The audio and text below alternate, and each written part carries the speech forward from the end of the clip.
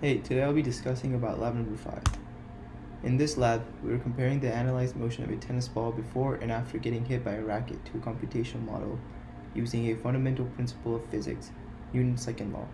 I'll be using two equations that are derived from this law, which are the update velocity formula and the position update formula. Using all of this, we'll be able to predict the motion of a tennis ball. This is important because if we're able to accurately predict the ball's motion using computers, we would be able to predict the motion of many other things in the world that we're not able to measure in person. I implemented these formulas and laws by using Tracker to analyze the motion of a tennis ball in the real world and use GlowScript to create a computational model. Now let's move on to the Tracker video. I used a video of a ball being tossed at the tennis player and it being hit by a racket. I analyzed the motion of the tennis ball before it was hit by the racket and after it was hit. From this, I got the values shown for the position, velocity, mass, time duration, and the timestamp. These initial values will be used to create the computational model. Lastly, the graph shown on the right will be compared to the computational model to see the correctness of the model. And now let's take a look at the code for the computational model. Firstly, I used the initial values from the Tracker video, which are shown on line 31 to 36.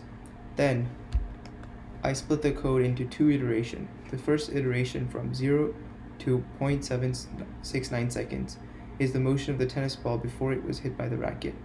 The only force that we are including is the force of gravity on the ball in the y direction. Then, I updated the velocity and position update formula to get the next position of the ball. The second iteration is from 0.769 seconds to 1.115 seconds. This iteration includes when the ball was hit by the rackets and afterward. I calculated the force by the racket, which is equal to negative 0.917 in the x direction, and the remaining code is the same. This model was chosen because from using the known laws and formulas, we're able to predict the motion of the ball. Knowing the correct amount of forces from the Tracker video, we can just add it into the formula to predict the new motion and the speed of the ball. As shown from the computational model graph at the bottom, the graph looks to match that of the Tracker video, so we can say that this particular model is correct. Let's compare the data now. The blue line is the computational model, the red is the Tracker video. As shown here, the two models only match during the 0.30 to 0.50 seconds, but after that both models are not very similar. The blue model also has a curved trajectory at 0.796 seconds, but the red has a sharp down. Towards the end of the graph, the 2 points differ by a lot. This can be likely due to the drag force not being accounted for and the initial force from the ball being thrown not being accounted for either.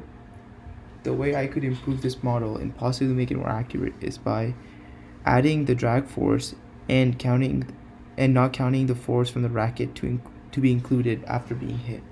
Finally, let's discuss the lab questions. Question number 1. The results would not change if you flip the x from positive to negative, but the only thing would change is the sign of the velocity and position of the ball. The changing of axis only changes the direction of the vector, but does not change the magnitude. Question number 2. The ball would follow the same pattern, but if the forces were kept the same, the position over the time would be much less steep, and after the ball was hit, it would go slower in the other direction and less in distance. The more heavy the ball would become, eventually the racket would not be able to hit the ball back in the opposite direction, no matter how much force was pushed against the ball, because the racket would eventually break.